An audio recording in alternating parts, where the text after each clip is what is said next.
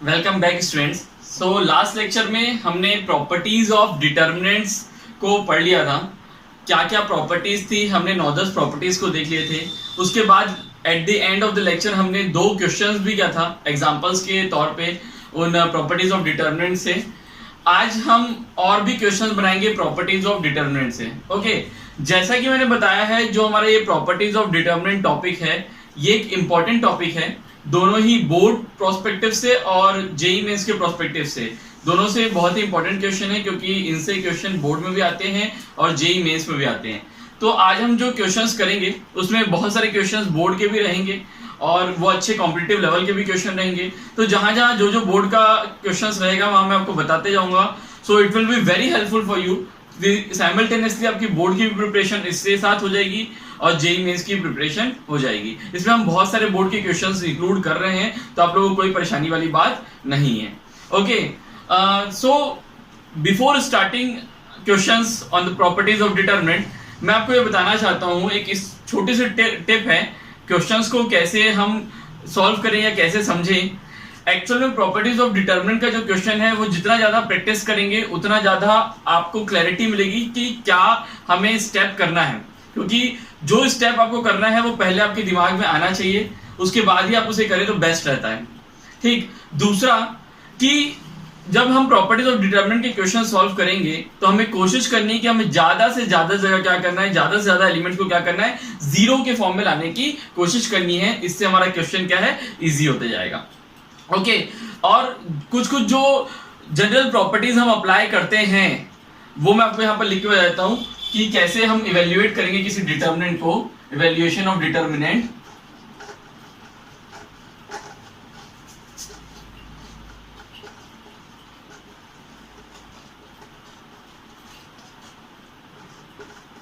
देखिए, जो एक बहुत ही कॉमन सी प्रॉपर्टी है, जो हमने प्रॉपर्टी पढ़ी थी कि जब हम रो किसी भी 2 रो को या किसी भी 2 कॉलम को आपस में इंटरचेंज करते हैं तो हमारे जो डिटर्मिनेंट की वैल्यू रहती है वो क्या हो जाती है, डिटर्मिनेंट का मैग्नीट्यूड सेम रहता है पर साइन चेंज हो जाता है। तो उस प्रॉपर्टी को हम बहुत यहाँ पर अप्लाई करेंगे। उसको कुछ इस तरीके से उसका नोटेशन देते हैं, R1 या Ri इंटरचेंजेस विद Rj। इसका मतलब है कि 2 कोई रो आपस में क्या हो रहे हैं, इंटरचेंज हो रहे हैं। ओके, जो दूसरी प्रॉपर्टी हम यूज करेंगे वो उसी में कोई कॉलम आपस में इंटरचेंज हो रहे हैं, Ci interchanges with Cj। Okay, तो इस तरीके से हम इस प्रॉपर्टी को यूज करेंगे। ओके, इसके बाद स्टूडेंट्स, इसके बाद अगर मैं मान के चलूं कोई मेरे पास एक डिटर्मिनेंट डेल है। ओके, एक कोई डिटर्मिनेंट डेल है और अगर उसमें प्रॉपर्टी लगा देता हूं, मान के चलिए R1 changes with interchanges with R2। अगर मैंने ये प्रॉपर्टी लगा दिया, इसमें ये डिटर्मिनेंट डेल है, उसमें मैंने प्रॉपर्टी लगाया, तो इसका मतलब ये डिटर्मिनेंट की वैल्यू तो सेम रहेगी, लेकिन क्या हो जाएगा, अब ये माइनस डेल हो जाएगा। ये चीज हमें ध्यान रखनी है जब हम क्वेश्चन को सॉल्व करेंगे। ओके, जो सेकेंड प्रॉपर्टी ज्यादातर यूज होती है वो प्रॉपर्टी है कि हम किसी भी रो में किसी भी दूसरे रो के करस्पॉन्डिंग एलिमेंट्स को ऐड कर सकते हैं या सब्ट्रैक्ट कर सकते हैं by multiplying any scalar quantity lambda. मान के चलिए मैंने इस R1 में चेंज किया, R1 changes to R1 plus lambda times R2, इस तरीके से। वैसे ही कॉलम में भी ये चीज अप्लाई कर सकते हैं कि हम किसी भी कॉलम को चेंज कर सकते हैं by adding any another column और corresponding element of any another column. तो ये हो जाएगा C1 interchanges with C1 plus K times C2 where K is any scalar quantity। तो जब हम ऐसा करेंगे, लाइक सपोज हमारे पास एक डेल डिटर्मिनेंट गिवन है और उसमें मैं ये प्रॉपर्टी लगा रहा हूं, R1 changes to lambda times R1 changes to R1 plus lambda times R2। तो इस डिटर्मिनेंट की वैल्यू में कोई चेंज नहीं आएगा। जो थर्ड प्रॉपर्टी बहुत कॉमनली यूज होती है कि हम किसी भी रो को लैम्डा से मल्टीप्लाई कर सकते हैं या एक स्केलर क्वांटिटी से मल्टीप्लाई कर सकते हैं, या किसी भी कॉलम को एक स्केलर क्वांटिटी के साथ मल्टीप्लाई कर सकते हैं। जब ऐसा करूंगा तो जो मेरी डिटर्मिनेंट की वैल्यू है डेल्टा, अगर मान के चलो मैंने किसी एक रो 1 को लैम्डा से इनटू किया तो मेरा जो डिटर्मिनेंट है वो क्या हो जाएगा, लैम्डा टाइम्स डिटर्मिनेंट हो जाएगा। ये प्रॉपर्टी ऑलरेडी हमने पढ़ चुके हैं, फिर भी मैं आपको यहाँ पर नोटेशन के साथ बता रहा हूं कि किस तरीके से हमको नोटेशंस को यूज करना है क्वेश्चंस बनाते समय।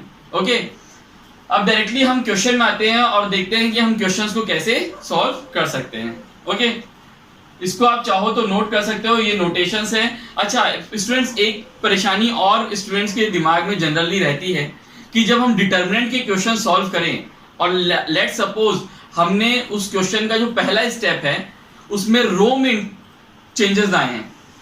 मैंने क्या बोला, एक क्वेश्चन है और उस क्वेश्चन का जो पहला स्टेप है, जो पहला ऑपरेशन हमने लगाया है वो कोई रो ऑपरेशन लगाया है। लेट सपोज वो ये हो सकता है या ये हो सकता है, ये हो सकता है, कोई भी एक ऑपरेशन हमने लगाया है वो रो में लगाया है। तो स्टूडेंट्स जनरली ये क्वेश्चन आप लोग के दिमाग में रहता है कि आगे उस क्वेश्चन में क्या हम कॉलम ऑपरेशन अप्लाई कर सकते हैं कि या उस क्वेश्चन को सिर्फ रो ऑपरेशन से ही करना है। तो जनरली क्वेश्चन स्टूडेंट लोग के दिमाग में रहता है कि हमें पूरा रो ऑपरेशन लेके यूज करना है कि पूरा कॉलम ऑपरेशन यूज करना है। तो मैं आपको बता दूं ऐसा कुछ नहीं है। आप एक क्वेश्चन को डिटरमिनेंट के सॉल्व करते समय रो और कॉलम ऑपरेशन साइमल्टेनियसली अप्लाई कर सकते हैं, कोई प्रॉब्लम नहीं है। आप अगर पहला स्टेप रो से किए, दूसरा कॉलम से किए, फिर तीसरा रो से किए तो कोई प्रॉब्लम नहीं है। ठीक है, मैट्रिक्स में जब हम इनवर्स निकालते थे उस समय ये केस होता था, या तो हम रो ऑपरेशन लगाते थे या तो कॉलम ऑपरेशन लगाते थे, पर यहाँ ये केस नहीं है। Okay, so now we will see some questions related to properties of determinant. Okay students, so now we will proceed with the questions of properties and determinant.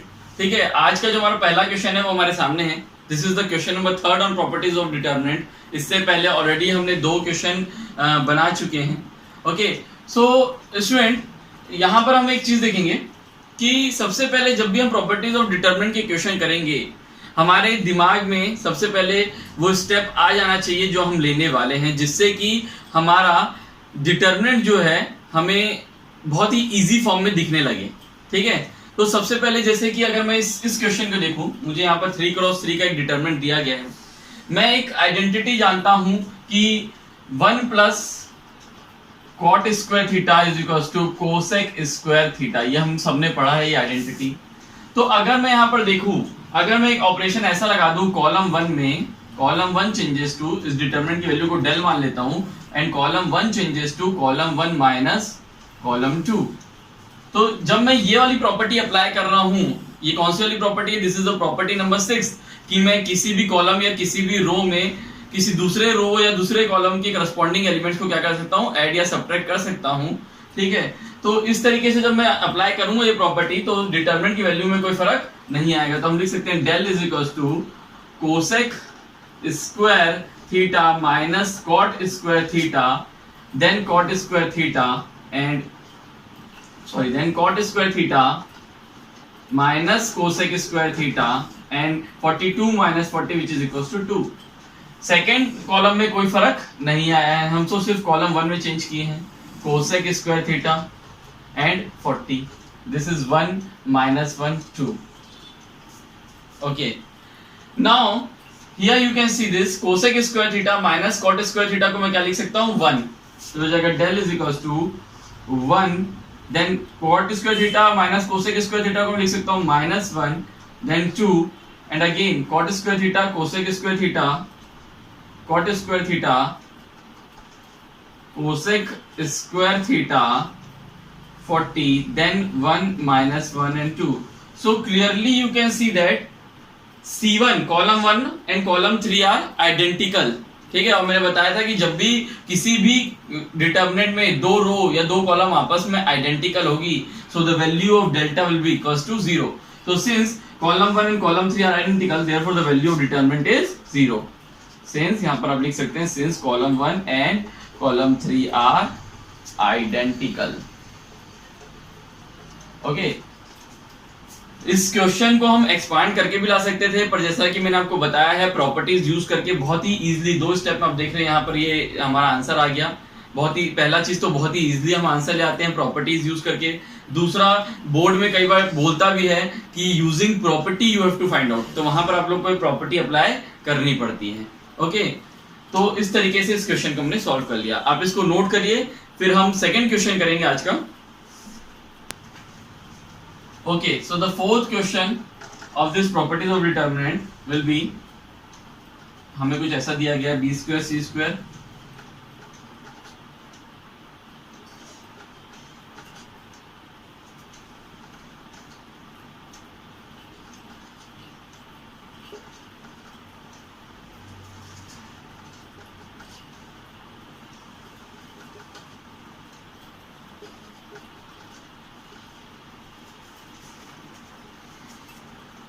Okay students, so ये हमारा fourth question है, properties of determinant पे based है।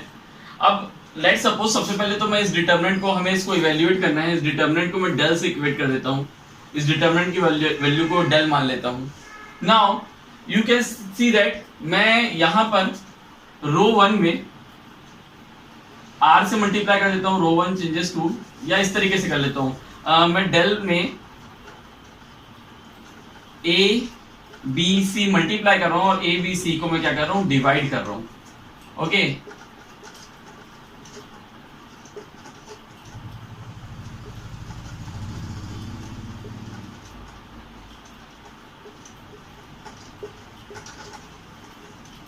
और अब इस a को मैं यहां पर इंटू भी क्यों, डिवाइड भी क्यों, तो इस डेल्टा में कोई फर्क नहीं आएगा। अब मैं इस a को इस रो 1 के साथ मल्टीप्लाई कर रहा हूं। मैंने आपको बताया था कि अगर कोई स्केलर क्वांटिटी को हम इंटू करते हैं डिटर्मिनेंट में, तो वो किसी एक रो या किसी एक कॉलम के साथ मल्टीप्लाई होता है, जो कि मैट्रिक्स में वो पूरे एलिमेंट्स के साथ क्या होता है, मल्टीप्लाई होता है। तो मैं यहाँ पर इस a को रो 1 के साथ मल्टीप्लाई कर रहा हूँ, b को रो 2 के साथ एंड c को रो 3 के साथ। तो यहाँ पर क्या हो जाएगा, del is equals to 1 by abc ab square c square abc ab plus ac then b c square a square abc then bc plus ba then again c a square b square abc and ca plus cb। Okay, अब आप अगर column 1 और column 2 को देखेंगे तो वहां पर एक सब दोनों में एक कॉमन फैक्टर है ABC। कॉलम 1 में हर एलिमेंट्स में ABC कॉमन है, इसमें भी कॉलम 2 में भी हर एलिमेंट में ABC कॉमन है। तो कॉलम 1 और कॉलम 2 में से मैं ABC क्या कर सकता हूँ, बाहर निकाल सकता हूँ। तो ये क्या हो जाएगा, del is equals to ABC square, ये कॉलम 1 और कॉलम 2 में से बाहर आ गया, अपॉन ABC। तो अंदर हमारे पास क्या क्या एलिमेंट बच गए, ABC निकला तो यहाँ पर बच गया BC, BC, देन यहां पर हमारे पास बचा CA, then AB and it is equals to column 2 1 1 1। Okay, column 3 AB plus AC, BC plus BA and CA plus CB। Okay, now again you can see that यहां पर मैं इसको divide कर सकता हूं, तो हमारे पास सिर्फ बचेगा A B C। Okay, and अगर मैं ये प्रॉपर्टी अप्लाई कर दूं, अब मैं यहां पर क्या कर रहा हूं, कॉलम 3 में चेंज ला रहा हूं, कॉलम 1 प्लस कॉलम 3 कर रहा हूं। इससे होगा क्या, मैं देख सकता हूं कि अगर कॉलम 3 में मैं कॉलम 1 को प्लस कर दूं, कॉलम 1 के करस्पॉन्डिंग एलिमेंट्स को प्लस कर दूं, तो हर एलिमेंट क्या हो जाएगा, AB plus BC plus AC हो जाएगा। इसी का मैं स्टेप ले रहा हूं। Okay, so delta will be equals to ABC BC CA AB 1 1 1 then AB plus BC plus CA, ये भी हो जाएगा AB plus BC plus CA and this will also be equals to AB plus BC plus CA। Okay, now column 3 से मैं क्या कर सकता हूँ, AB plus BC plus CA बाहर निकाल सकता हूँ। तो ये हो जाएगा del is equals to ABC AB plus BC plus CA। Okay, और हमारे पास बचेगा क्या, सिर्फ BC CA AB 1 1 1 1 1 1। So again you can see that column 2 and column 3 are identical. Since column 2 and column 3 are identical, therefore the value of delta will be equals to 0, क्योंकि ये पूरा क्या हो जाएगा, इस 0 के साथ मल्टीप्लाई होगा, तो हमारे पास जो आंसर रहेगा वो कितना हो जाएगा, 0 हो जाएगा। ठीक है, तो इस तरीके से आप देख सकते हैं कि हम कैसे प्रॉपर्टीज ऑफ डिटर्मिनेंट लगा के हम अपने, जो ये बहुत ही कॉम्प्लेक्स दिख रहा था हमारा ये डिटर्मिनेंट, हमने इसको इजीली यहाँ पर प्रॉपर्टीज अप्लाई करके उसकी वैल्यू 0 ले आया। ओके, इसको आप नोट करिए, फिर हम अपने नेक्स्ट क्वेश्चन में बढ़ते हैं, है ना। ओके स्टूडेंट्स, जो हमारा अगला क्वेश्चन है वो हमारे सामने है। ये हमें दिया हुआ है कुछ इस तरीके से, हमें एक 3 क्रॉस 3 का डिटर्मिनेंट दिया गया है, उसके जो एलिमेंट्स है वो कुछ इस फॉर्म में है। मैं आप लोग को एक चीज बताना चाहता हूं कि अगर मैं a to the power x plus a to the power minus x का square minus of a to the power x minus a to the power minus x square करूं तो जब मैं इसको ओपन करूंगा तो जो मेरे सामने आंसर होगा वो इस तरीके से रहेगा a to the power 2x plus a to the power minus 2x plus 2 a to the power x into a to the power minus x। तो आप देख सकते हो a to the power x into a to the power minus x, यहाँ पर क्या हो जाएगा 1 हो जाएगा, तो इसको डायरेक्टली मैं 2 लिख लेता हूँ। Then minus of a to the power 2x minus a to the power minus 2x sorry plus a to the power minus 2x and minus 2। तो जब मैं इसको ओपन करूंगा तो ये आपस में कैंसल आउट हो जाएंगे, तो हमारे सामने जो आंसर आएगा वो रहेगा 4। तो इसी चीज को ध्यान में रखते हुए मैं यहाँ पर कौन सी प्रॉपर्टी अप्लाई कर सकता हूँ, इस चीज को ध्यान में रखते हुए मैं यहाँ पर आप देख सकते हैं कि कॉलम 1 में ये चेंजेस ला सकता हूँ कि column 1 changes to column 1 minus column 2। इसको अगर मैं डेल्टा मान लूं तो ये ऑपरेशन लगाने से मेरे इस डेल में चेंज नहीं आएगा। ओके, सो ये हो जाएगा 4 4 4 and a to the power x minus a to the power minus x square a to the power y minus a to the power minus y square and a to the power z minus a to the power minus z square, and this will be equals to 1 1 1. Now you can see this column 1 में यहाँ पर 4 4 4 हर elements में क्या है 4 common element है, तो इस 4 को मैं बाहर ले आता हूँ, so it will be equals to del is equals to 4 1 1 1 a to the power x minus a to the power minus x square a to the power y minus a to the power minus y square a to the power z minus a to the power minus z square 1 1 1। So you can see this column 1 and column 3 में जो elements हैं वो क्या है identical है, so the value of this determinant will be equals to 0। तो यहाँ पर इस तरीके से बहुत ही इजीली इस क्वेश्चन का आंसर आ गया। ओके, इसको आप नोट करिए, then we will move to the next question. Okay students, जो हमारा नेक्स्ट क्वेश्चन है वो हमारे सामने है। इसमें हमें दिया गया है a b c are in AP, then we have to find the value of this determinant। यहाँ पर जो a b c है वो क्या है आर इन AP। ओके, ये क्वेश्चन जो है हमारे NCERT में दिया हुआ है, तो आप देख सकते हैं यहाँ पर अगर ABC AP में है और मुझे इस डेल्टा की वैल्यू निकालना है, तो मैं एक काम करता हूँ, सबसे पहले मैं जानता हूँ कि if a b c AP में रहते हैं, अरिथमेटिक प्रोग्रेशन में रहते हैं, then 2b is equals to a plus c होता है, ये हम सबको पता है। तो यहाँ पर मैं इसको 2b करने के लिए क्या करता हूँ, रो 2 को मैं क्या करता हूँ 2 से इंटू कर देता हूँ। तो यहाँ पर मैं लिखता हूँ 1/2 और जो 2 से इंटू किया उसको मैं इस डिटर्मिनेंट को 2 से इंटू कर रहा हूँ, डिवाइड कर रहा हूँ। ओके, तो इस जगह 2y plus 4 5y plus 7 8y plus a then 3y plus 5 6y plus 8 9y plus b 4y plus 6 7y plus 9 and 10y plus c। मैंने क्या किया, इस डिटर्मिनेंट की वैल्यू को 2 से इंटू और डिवाइड किया, तो इस डिटर्मिनेंट में कोई फर्क नहीं आएगा। अब इस 2 को मैं क्या करूंगा, रो 2 के साथ इंटू कर दूंगा। जब R2 में इंटू करूंगा तो ये क्या हो जाएगा, मैं जब इसको अंदर भेज दिया तो ये हो जाएगा 6y प्लस 10 6y प्लस 10, ये हो जाएगा आपका 12y प्लस 16, ये आपका हो जाएगा 18y plus 2b 18y plus 2b। Okay, अब आप देख सकते हैं कि अगर मैं कॉलम 1 और कॉलम 3 को प्लस कर दूं 2y प्लस 4y तो ये कितना आ जाएगा 6y। वैसे यहाँ पर 5 प्लस 7 12 8 प्लस 10 18। तो अगर मैं रो 1 और रो 3 को जब मैं प्लस कर रहा हूँ तो 2 प्लस 4 6 5 प्लस 7 12 एंड 8 प्लस 10 18। तो अगर मैं यहाँ पर ये चेंजेस ले आऊं, ये ऑपरेशन लगा दूं, R2 changes to R2 minus R1 plus R3। ठीक है, मैं R2 को R1 प्लस R3 करके प्लस करके इसको R2 से माइनस कर रहा हूं। ओके, तो यहाँ पर जो मेरे पास डिटरमिनेंट आ जाएगा, del will be equals to R1 में तो कोई चेंजेस नहीं है,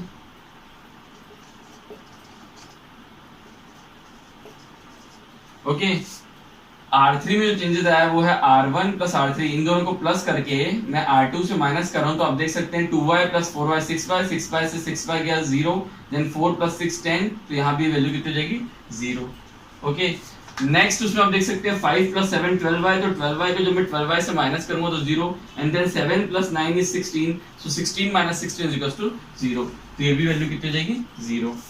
नेक्स्ट यहाँ पर जब मैं देखूं तो 8 plus 10 18y minus 18y 0, and then a plus c, तो मेरे पास बचे हुए क्या 2b minus of a plus c। Okay, and the third row will be as it is 4y plus 6 7y plus 9 and 10y plus c। Okay, now we know that 2b is equals to a plus c, क्योंकि a b c are in arithmetic progression, so यहाँ पर 2b minus a plus c की value भी कितनी हो जाएगी 0, so you can clearly see that यहाँ पर जो रो 2 आ रहा है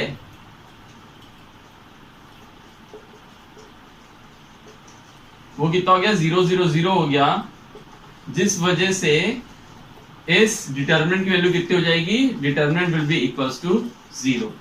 यहाँ पर since row 2 is 0, therefore the value of determinant will be 0। ये मैंने आपको बताया था कि कोई भी एक रो या कोई भी कॉलम की वैल्यू, पूरी वैल्यू अगर 0 हो जाए then the value of determinant will be 0। So using that property यहाँ पर आपने आंसर निकाल लिया। इसको आप नोट करिए, then we will move to the next question. Okay students, अभी तक हमने जितने क्वेश्चंस किए हैं वो जनरली उन प्रॉपर्टीज में बेस्ड थे जिसमें दो रो या दो कॉलम आइडेंटिकल रहती है, या तो किसी एक रो या किसी एक कॉलम की पूरी वैल्यूज जो रहती है वो क्या रहती है 0 रहती है। उन प्रॉपर्टीज पे बेस्ड अभी तक हमने क्वेश्चन किया है। अब जो सेकंड फॉर्मेट आएगा या सेकंड फॉर्म आएगा वो उस पे बेस्ड रहेगा जहां पर हमें क्या करना रहेगा, कुछ आइडेंटिटीज प्रूफ करनी रहेंगी। ओके, जैसे यहाँ पर हमें दिया हुआ है, हमें दो डिटर्मिनेंट दिया है del 1 एंड del 2, एंड हमें ये प्रूफ करना है कि del 1 is equals to del 2 है।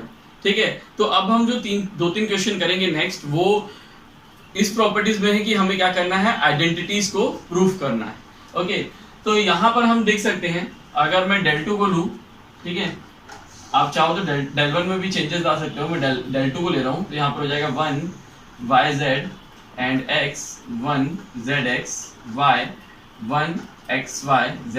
ओके, अब लेट सपोज मैं यहाँ del 2 में r1 को x से मल्टीप्लाई करता हूँ, कॉलम 1 को x से मल्टीप्लाई करता हूँ, कॉलम 2 को y से एंड कॉलम 3 को z से। ओके, तो ये क्या हो जाएगा, जब मैंने कॉलम 1 को x से मल्टीप्लाई किया तो हो जाएगा x y z, यहाँ पर हो जाएगा x स्क्वायर, बाहर मैंने डिवाइड कर दिया x से। नाउ कॉलम 2 को मैं y से मल्टीप्लाई कर रहा हूँ, तो हो जाएगा, यहाँ पर x आ जाएगा, ये हो जाएगा y z x and y square. तो इसको मैं क्या करूंगा, डिटरमिनेंट को y से डिवाइड भी करूंगा, क्योंकि यहाँ पर del 2 में चेंजेस नहीं लाना है। ओके, नाउ अब मैं इसको z से मल्टीप्लाई कर रहा हूँ, तो यहाँ पर z से डिवाइड करूंगा, तो हो जाएगा zxy and z square. Okay, now आप देख सकते हैं ये जो रो 2 है सब में x y z, रो 2 के पूरे एलिमेंट्स में x y z is the common factor, so I can take it out. So del 2 will be equals to 1 by x y z। Okay, यहाँ पर हो जाएगा x y z। अब मैं ये x y z को यहाँ से रो 2 से बाहर ले आता हूँ, तो यहाँ हो जाएगा x y z, ये हो जाएगा 1 1 1 and this is x square y square z square. Okay, now you can see this, ये x y z cancel out हो गए। अब मैं यहाँ पर क्या कर सकता हूँ, मुझे क्या चाहिए था, del 2 को del 1 के बराबर प्रूफ करना है, del 2 और del 1 को बराबर प्रूफ करना है, तो मैं यहाँ पर एक काम ये कर सकता हूँ, यहाँ पर 1 1 1 ऊपर है, तो मैं यहाँ पर ले आ सकता हूँ r1 एंड r2 आपस में क्या हो गए, इंटरचेंज हो गए। r1 एंड r2 क्या हो गए, आपस में इंटरचेंज हो गए, तो ये हो जाएगा कुछ इस तरीके से del 2। अब यहाँ पर क्या हो जाएगा, जब r1 और r2 आपस में इंटरचेंज हो रहे हैं, तो यहाँ पर क्या हो जाएगा, ये माइनस साइन आ जाएगा। ठीक है, क्योंकि हमने बताया था कि कोई भी दो रो या दो कॉलम आपस में इंटरचेंज होती है तो डिटरमिनेंट की वैल्यू क्या हो जाती है, नेगेटिव हो जाती है। तो हो जाएगा 1 1 1 x y z x square y square z square. Okay, now अब मैं वापस रो 2 और रो 3 में इंटरचेंज कर देता हूं, तो row 2 interchanges with row 3। Okay, so del two की वैल्यू क्या हो जाएगी, डेल टू की वैल्यू हो जाएगी 1 1 1 x square y square z square, और फिर से क्या होगा, एक नेगेटिव साइन निकलेगा, तो नेगेटिव नेगेटिव पॉजिटिव, तो ये आ जाएगा एक्स वाई जेड। ओके, जब भी यहाँ पर दो रो या दो कॉलम आपस में इंटरचेंज होती है, then the sign of determinant क्या हो जाता है, चेंज हो जाता है। ठीक है, ये चीज हमने प्रॉपर्टी में पढ़ी है। और वापस से जब यहाँ रो आपस में इंटरचेंज हुए तो वो नेगेटिव नेगेटिव क्या हो गया, यहाँ से भी एक नेगेटिव निकला, तो नेगेटिव नेगेटिव पॉजिटिव। ठीक है, तो यहाँ से डेल टू की वैल्यू ही आ गई। अब आप क्लियरली देख सकते हैं कि जो हमारे डेल वन की वैल्यू थी वो भी यही थी। तो यहाँ पर डेल टू और डेल वन क्या हो गया, इक्वल हो गया, del two equals to del one. Okay, so इस तरीके से हमने यूजिंग प्रॉपर्टीज, हमने डेल टू को लिया, उसमें प्रॉपर्टीज अप्लाई किया, और ये जो आइडेंटिटी थी ये क्या कर दिया, हमने प्रूफ कर दिया। ओके, आप इसको नोट करिए, फिर हम नेक्स्ट क्वेश्चन करेंगे। अच्छा, ये क्वेश्चन जो है ये आप लोग के बोर्ड एग्जाम में आया हुआ है। ठीक है, ये आपके बोर्ड एग्जाम में आया हुआ है, तो इसको आप लोग अच्छे से नोट कर लेना। ठीक है, ये बहुत ही इंपॉर्टेंट क्वेश्चन है बोर्ड पॉइंट ऑफ व्यू से। ओके, इसको नोट करिए, then we will move to the next question. Okay student, जो हमारा नेक्स्ट क्वेश्चन है वो ये है, हमारे पास दो डिटर्मिनेंट दिया गया है और हमें ये प्रूव करना है, we have to prove that del 1 plus del 2 is equals to 0। हमें प्रूव करना है कि डिटर्मिनेंट 1 और डिटर्मिनेंट 2 को जब हम ऐड करेंगे तो उसका आंसर कितना आएगा, 0 आएगा। तो अगर मुझे ये प्रूफ करना है, तो अगर मैं ये प्रूफ कर दिया कि del 2 is equals to minus of del 1, तो भी यहाँ से मेरा काम हो जाएगा। ओके, अच्छा एक चीज और, ये क्वेश्चन जो है ये भी एक इंपॉर्टेंट क्वेश्चन है from board point of view. Okay, तो इसको अपने को अच्छे से देखना है। अब लेट सपोज मैं del 2 को अगर लेता हूं, q minus b y minus p a minus x and r minus c z. Okay, तो सबसे पहले मैं यहाँ पर क्या करता हूँ, रो 2 से माइनस को कॉमन निकाल लेता हूँ, तो ये del 2 is equal to minus of q minus b y p minus a x and r minus c z. Okay, मैं ये कॉमन क्यों निकाल रहा हूँ, क्योंकि मैं यहाँ देखूंगा del 1 में मेरे पास क्या है, कोई भी नेगेटिव साइन नहीं है किसी भी एलिमेंट में, तो इसी के कारण मैंने यहाँ पर कॉमन निकाला। अब यहाँ से भी मैं क्या कर रहा हूँ, कॉलम 2 से माइनस कॉमन निकाल देता हूँ, तो जिससे क्या हो जाएगा, del 2 is equal to minus minus positive. Okay, तो ये हो जाएगा q b y p a x r c z। Okay, taking common as -1 from the column 2। Okay, now आप यहाँ पर देख सकते हैं कि अब मैं क्या करता हूँ, ये बी ए सी वाले को पहले ले आता हूँ, तो यहाँ पर हो जाएगा C1 interchanges with C2। Okay, तो अब मेरे पास जो del 2 आ जाएगा वो रहेगा b a c q p r y x and z. ठीक, और जब मैं कॉलम 1 और कॉलम 2 को इंटरचेंज किया तो यहाँ पर मेरा साइन क्या हो जाएगा, चेंज हो जाएगा, क्योंकि मैं जानता हूँ जब भी कोई दो रो या दो कॉलम को हम इंटरचेंज करते हैं तो हमारा डिटरमिनेंट की साइन चेंज हो जाती है। ओके, यहाँ पर इसके बाद अब मैं ये ए वाले को ऊपर भेज दूंगा, बी वाले को नीचे भेज दूंगा, इसका मतलब R1 इंटरचेंजेस विथ R2। यहाँ पर हो जाएगा R1 इंटरचेंजेस विथ R2, तो हमारे जो डिटरमिनेंट है उसमें फिर से हमारा साइन चेंज होगा और ये क्या हो जाएगा, पॉजिटिव हो जाएगा। तो ये हो जाएगा A P X B Q Y and C R Z। Okay, now जब हम पूरे रो और पूरे कॉलम को आपस में इंटरचेंज कर देते हैं किसी भी डिटरमिनेंट के, when rows change into column and column change into rows, तो हम जानते हैं कि determinant of A is equals to determinant of A transpose होता है, तो डिटरमिनेंट में कोई फर्क नहीं आता। तो मैं यहाँ पर क्या कर सकता हूँ, del 2 is equals to A B C rows and columns को आपस में इंटरचेंज कर देता हूँ, तो जाएगा P Q R X Y Z। Okay, now अब मैं इसको देखूं, मुझे del 1 लाने के लिए क्या करना है, X Y Z को सेकंड लाइन में भेजना है, तो मैं यहाँ पर R2 इंटरचेंजेस विथ R3 कर देता हूँ, तो del 2 is equals to A B C X Y Z P Q R, और यहाँ पर क्या हो जाएगा, नेगेटिव साइन आ जाएगा। और मैं जानता हूँ ये जो वैल्यू है, ये जो वैल्यू डिटरमिनेंट क्या है, A B C X Y Z, ये वैल्यू क्या है, del 1 है, तो मैं लिख सकता हूँ del 2 is equals to minus of del 1, क्योंकि यहाँ minus sign. Now this implies del 2 plus del 1 is equals to 0 और मुझे यही प्रूफ करना था। तो इस तरीके से हमारा ये क्वेश्चन बन सकता है, ठीक है। और ये question board point of view से भी इंपॉर्टेंट है, तो इसको आप अच्छे से नोट कर सकते हैं।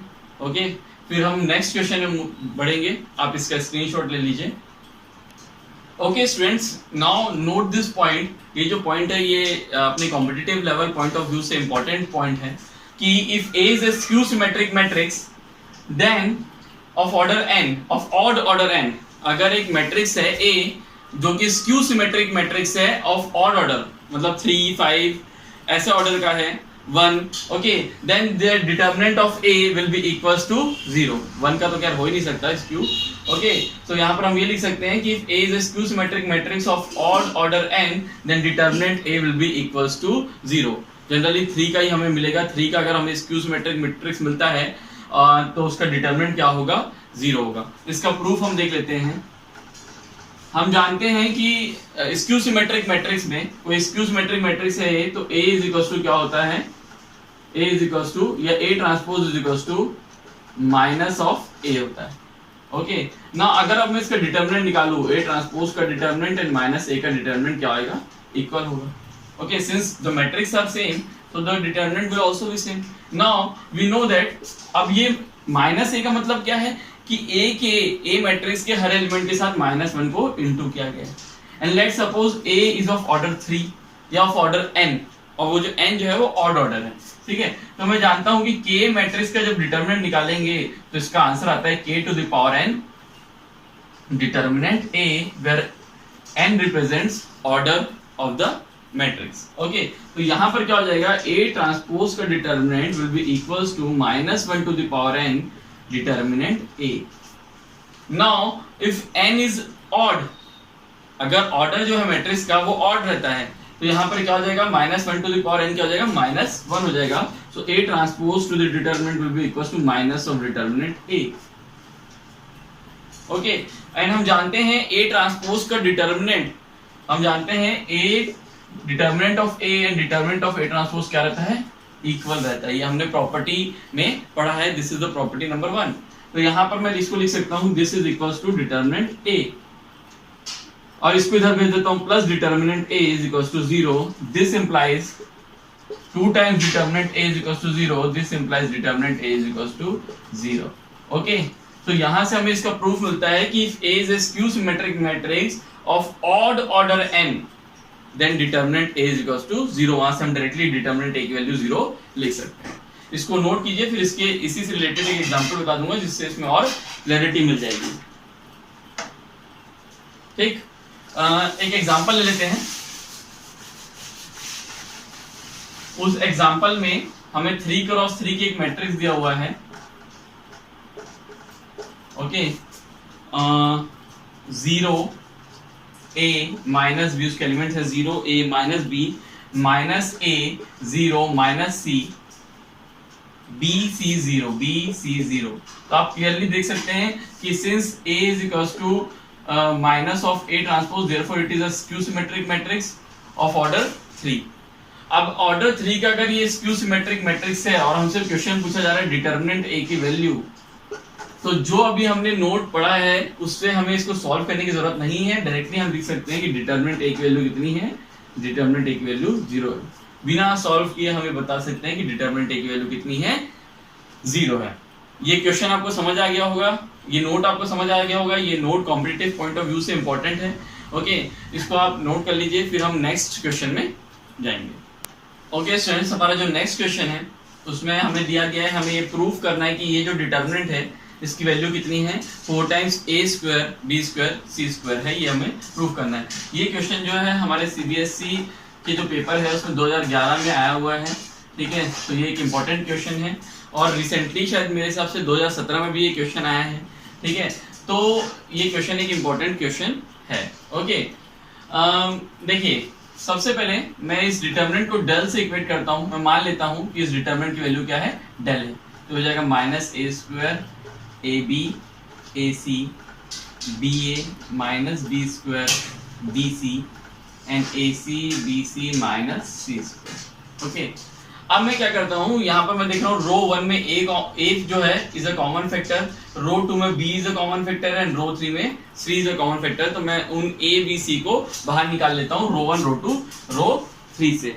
ओके, यहाँ पर आप लिख सकते हैं taking a b and c common from row 1 row 2 and row 3 respectively. So determinant del will be equals to a b c, यहाँ पर हो जाएगा minus a b c then a minus b and then c, and यहाँ पर जो बचेगा वो है a b and minus c। Again you can see that row 1 में a कॉमन है, कॉलम 1 में a कॉमन है, कॉलम 2 में b कॉमन है, कॉलम 3 में c कॉमन है। तो फिर मैं यहाँ से a b c निकाल लेता हूँ, तो हो जाएगा del is equal to a square b square c square minus 1 1 1 1 minus 1 1 1 1 and minus 1। Okay, तो जो आपको चाहिए था a square b square c square तो आपको मिल चुका है, अब बस 4 लाना है हमें। ठीक, जब इस टाइप का हमारे पास डिटरमिनेंट आ जाता है स्टूडेंट्स कि किसी एक रो या किसी एक कॉलम में पूरा 1 1 1 हो या 1 माइनस 1 1 हो, तो हमारे लिए क्वेश्चन बहुत इजी हो जाता है। मैं फिर से रिपीट कर रहा हूँ, जब हमारे पास इस टाइप का हो जाता है कि किसी भी रो या किसी भी कॉलम में हमारे पास 1 1 1 आ जाता है या माइनस 1 1 1 आ जाता है, तो हमारे लिए क्वेश्चन बहुत इजी हो जाता है। उसके लिए सिंपल सा स्टेप ये है कि एक कॉलम के एक एलिमेंट को छोड़ के बाकी दोनों को क्या कर दो, 0 कर दो। ठीक है, और उसको करना बहुत इजी है, हम डायरेक्टली ऑपरेशन लगा सकते हैं C2 changes to C2 plus C1, मैंने इसको 0 कर दिया, and C3 changes to C3 plus C1, तो ये भी 0 होगा। इसका मतलब ये वाला जो रो है उसके ये दोनों एलिमेंट क्या हो जाएंगे, 0 हो जाएंगे। हमें बाकी को नहीं देखना है, हालांकि स्टेप सब में लगेगा, पर हमें ये देखना है कि किसी एक रो के दो कम से कम एलिमेंट 0 हो जाए।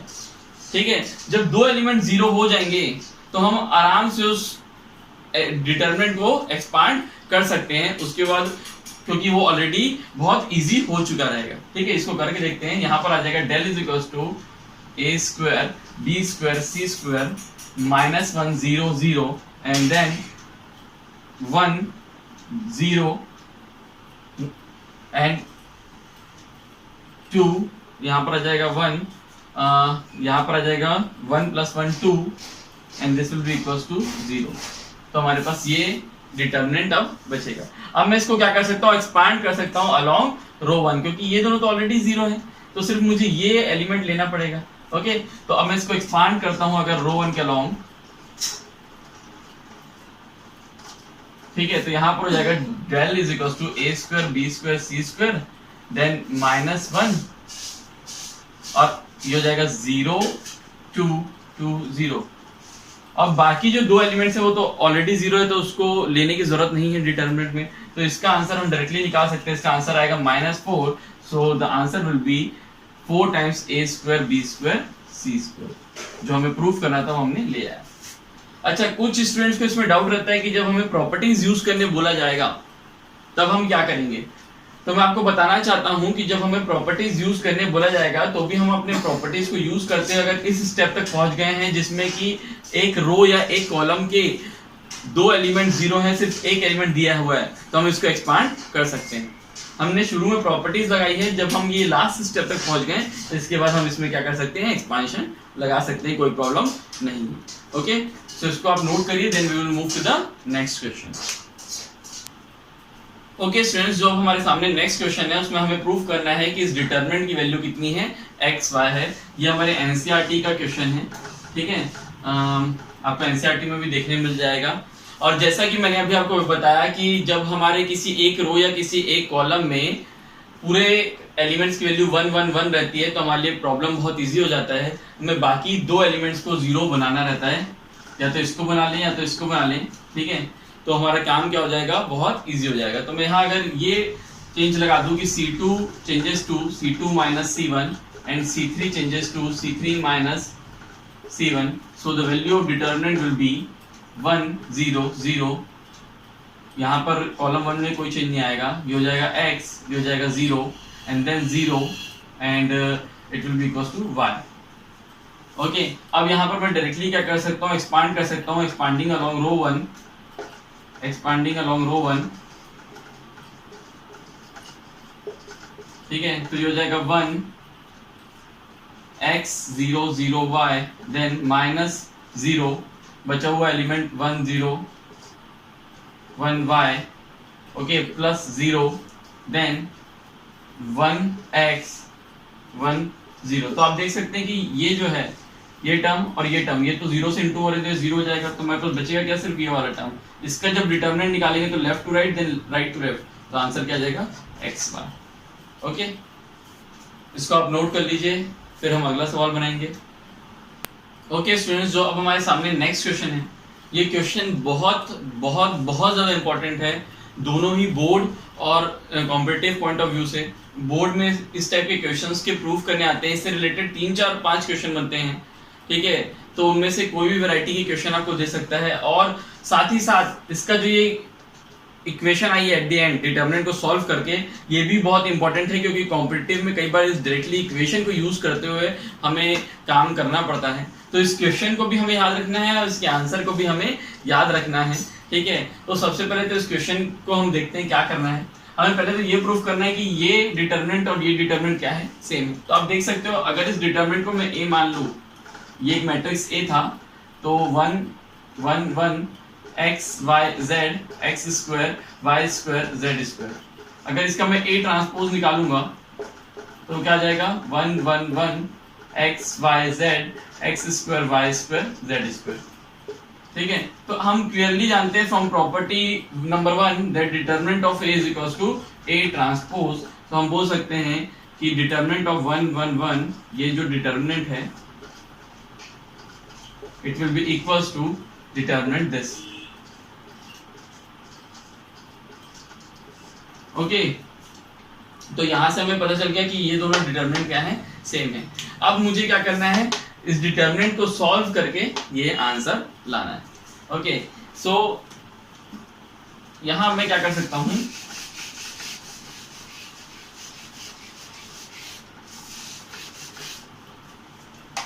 हम इस डिटरमिनेंट को देखते हैं। अब फिर से यहां पर क्या है, देखिए आप इस डिटरमिनेंट को अगर आप देखेंगे तो आपको पता चलेगा यहाँ पर 1 1 1 x y z x square y square and z square. Okay, तो मैं यहाँ पर अगर इस चीज को कर सकता हूँ कि मैंने बताया कि जब 1 1 1 रहता है तो हम क्या करेंगे, दो एलिमेंट्स को जीरो करने की कोशिश करेंगे। तो मैं यहाँ लगा सकता हूँ कि C2 changes to R2 changes to R2 minus R1 and R3 changes to R3 minus R1। Okay, तो यहां से हमारे पास जो डिटरमिनेंट A है, सॉरी डिटरमिनेंट डेल है, उसकी वैल्यू आ जाएगी 1x x square 0 y minus x y square minus x square 0 z minus x and z square minus x square. Okay, इस y स्क्वायर माइनस x को मैं लिख सकता हूँ y minus x y plus x, z square minus x को लिख सकता हूँ z square minus x square को लिख सकता हूँ z minus x z plus x। तो आप देखेंगे जो रो 2 है वहां से y माइनस x कॉमन निकल जाएगा, और जो रो 3 है उससे z माइनस x कॉमन निकल जाएगा, एंड अंदर ये एलिमेंट्स रहेंगे।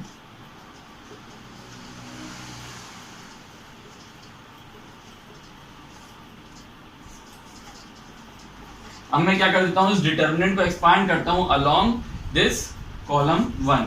तो यहां पर क्या हो जाएगा, del is equals to y minus x z minus x and then 1, और अब हमारे पास बचेगा 1 y plus x, determinant of 1 y plus x 1 z plus x. मैं क्या किया, इसको कॉलम 1 के अलोंग एक्सपांड किया, तो बाकी दो एलिमेंट्स क्या है, 0 है। Now del will be equals to y minus x z minus x and then z plus x minus y plus x।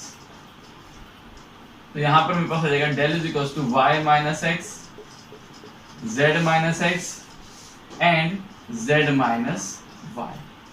Okay, इसको थोड़ा सा मॉडिफाई करके लिखूं तो मैं लिख सकता हूं del is equals to x minus y y minus z and z minus x. तो यहाँ पर ये जो आंसर है, ये हमें याद रखना है कि जब इस टाइप के क्वेश्चन आते हैं तो उसका आंसर ये रहता है x minus y y minus z z minus x. Okay students, जो अभी हमने क्वेश्चन पढ़ा जिसमें हमने इस डिटर्मिनेंट को इसके बराबर प्रूफ किया और उसका आंसर आया x minus y, y minus z, z minus x is equal to 0। तो उससे रिलेटेड बहुत सारे क्वेश्चन बनते हैं, उसमें से कुछ फॉर्म्स के क्वेश्चन हम देखेंगे। जैसे कि हमारा जो पहला क्वेश्चन उस फॉर्म का है, उसमें दिया गया है ये इस तरीके से एलिमेंट है हमारे x y z, x square y square z square, x cube y cube z cube, और हमें उन्हें बताना है कि it is equal to x y z, x minus y, y minus z, z minus x. तो अगर मैं इस क्वेश्चन को ध्यान से देखूं तो कॉलम 1 में x जो है is the common factor, column 2 में y एंड कॉलम 3 में z। अगर मैं उसे बाहर निकाल लूं तो x y z, तो यहाँ पर बचेगा 1 1 1 x y z and then x square y square z square. तो ये जो डिटरमिनेंट आप देख सकते हो इसके बराबर है, तो इसका आंसर कितना हो जाएगा x minus y, y minus z, z minus x. तो यहाँ से आप बता सकते हो कि इसका आंसर कितना है x y z, x minus y, y minus z and z minus x के बराबर। ये इस टाइप का क्वेश्चन हुआ। एक क्वेश्चन ये यहाँ पर अल्फा बीटा गामा के फॉर्म में दिया है। यहाँ पर देखिए एक्स वाई जेड की जगह A B C, alpha beta gamma या फिर साइन थीटा कॉस थीटा, इस टाइप के टर्म्स भी आपको दिख सकते हैं। यहाँ पर आपको ये अल्फा बीटा गामा के फॉर्म में क्वेश्चन दिख रहा है। तो अगर मैं इसमें एक स्टेप ये अप्लाई कर लूँ कि C3 changes to C3 plus C1, okay, तो ये क्या हो जाएगा alpha beta gamma, alpha square beta square gamma square and alpha plus beta plus gamma, alpha plus beta plus gamma and alpha plus beta plus gamma. Okay, तो यहाँ जो C3 है इसमें alpha plus beta plus gamma is a common factor, तो मैं उसको बाहर निकाल लूंगा तो ये बचेगा alpha plus beta plus gamma को अगर हम बाहर निकाल ले तो हमारे पास जो डिटरमिनेंट है उसकी वैल्यू रहेगी alpha beta gamma, alpha square beta square gamma square 1 1 1। Okay, और इसमें जब आप इंटरचेंजेस लगाएंगे, आप रो 1 को ऊपर भेजेंगे, रो 3 को ऊपर भेजेंगे, रो 1 को नीचे भेजेंगे, row 1 interchanges with row 3 and then row 1 interchanges with row 2, तो आप देखेंगे कि हमारा इसी फॉर्म में आंसर आ जाएगा। और जब इस फॉर्म में डिटरमिनेंट आ जाएगा तो हम उसको डायरेक्टली लिख सकते हैं alpha it is equal to alpha plus beta plus gamma, और यहाँ पर इसका आंसर क्या आ जाएगा alpha minus beta, beta minus gamma and gamma minus alpha. Okay, so इस तरीके से जब क्वेश्चंस आएंगे तो आप उसको इजीली सॉल्व कर सकते हो। बस आपको ये फॉर्म का हमेशा ध्यान रखना है और इसको कैसे हमने सॉल्व किया ये भी ध्यान रखना है। ठीक है, इस टाइप के और भी एक दो क्वेश्चन है उसको अभी हम करेंगे, और इस वीडियो के एंड में 2-3 क्वेश्चन भी आपको एज अ होमवर्क हम आपको प्रोवाइड करेंगे जो कि इसी फॉर्म से रिलेटेड होगा। ये फॉर्म बहुत इंपॉर्टेंट है, बोर्ड में भी बहुत बार आया हुआ है। तो इससे रिलेटेड 1-2 फॉर्म और देखते हैं हम अभी, जिसे हम ट्राई करेंगे सॉल्व करने के लिए। ओके स्टूडेंट्स, इसी फॉर्म से रिलेटेड हमारे पास एक और क्वेश्चन इस टाइप का भी है ना। इसमें हम देख सकते हैं हमारा एक्स वाई जेड ना यूज हो गया, हम साइन का टर्म यूज कर रहे हैं, कॉस का टर्म भी यूज हो सकता है, अल्फा बीटा गामा भी यूज हो सकता है, एबीसी भी यूज हो सकता है, हमने देखा है अभी।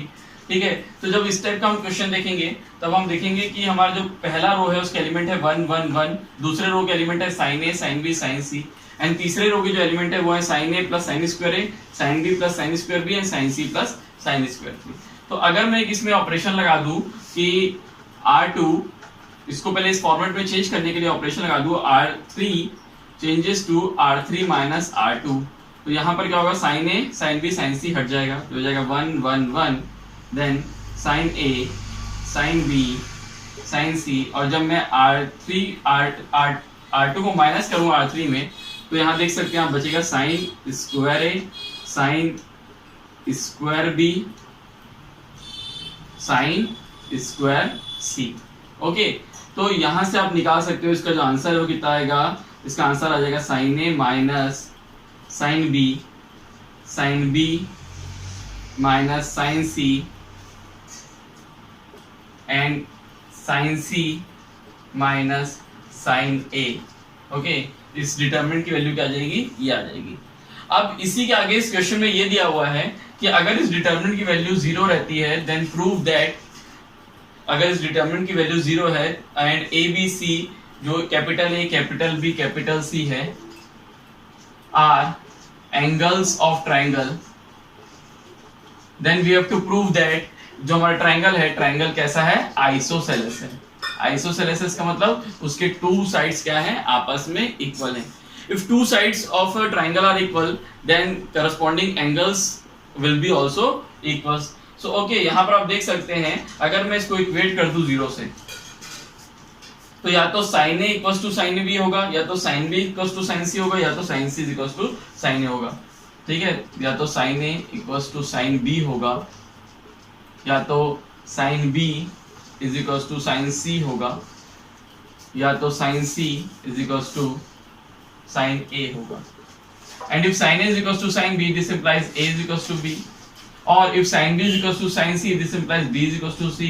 Or if sin c is equals to sin a, this implies c is equals to a. इन तीनों में से कम एक चीज तो होनी पड़ेगी, तभी हमारा ये क्या होगा, डिटरमिनेंट की वैल्यू 0 होगी। If a is equals to b, then the corresponding elements, अगर मैं ये ट्रायंगल बना लूं यहाँ पर, this is a, this is b, this is c, okay, this is angle A, angle B, angle C, और मैं यहाँ पर इसका ए बी सी ही मैंने इसका वर्टाइसेस का नाम दे दिया है। तो मैं अगर देखता हूँ अगर A is equals to B है, इसका मतलब sides opposite to it will be equal. इसका मतलब if sine A is equals to sine B, this implies A is equals to B. और अगर A is equals to B है, इसका मतलब C B is equals to C A. If B is equals to C, it means B is equals to C. It means AB is equals to AC. AB is equals to AC. Since A is equals to B. Since B is equals to C. And similarly, since C is equals to A, अगर C A के बराबर है, इसका मतलब AB equals to BC. Since C is equals to A. So in any condition two sides are equal. Clearly you can see that in any condition two sides are equal. Okay, so the triangle is isosceles. यहाँ तक जो आपका question था, ये question आप लोग के लिए बोर्ड के लिए रहता है। जब हम कॉम्पिटिटिव में जाते हैं तो कुछ इस टाइप के क्वेश्चन आप लोग को देखने को मिलते हैं कि अगर इसकी वैल्यू 0 है, अगर 0 है तो हम जानते हैं कि इसका आंसर ये आएगा, क्योंकि हमने ये चीज पढ़ के रखा है। पर अगर ये 0 है तो हमें ये बताना रहता है if ABC are the angles of triangle and triangle should be isosceles. तो इस तरीके से हम बता सकते हैं कि ट्रायंगल आइसोसेलेस है। ओके स्टूडेंट्स, जितने भी क्वेश्चन मैंने अभी आपको कराए हैं, they all are very important questions from board point of view. तो मैं उम्मीद करता हूँ ये आप लोग को बहुत अच्छे से समझ आ गया हो। एंड वन मोर थिंग, अभी मैं आपको 3 क्वेश्चन एज अ होमवर्क देने जा रहा हूँ, जो कि आज मैंने जो पढ़ाया उससे रिलेटेड है।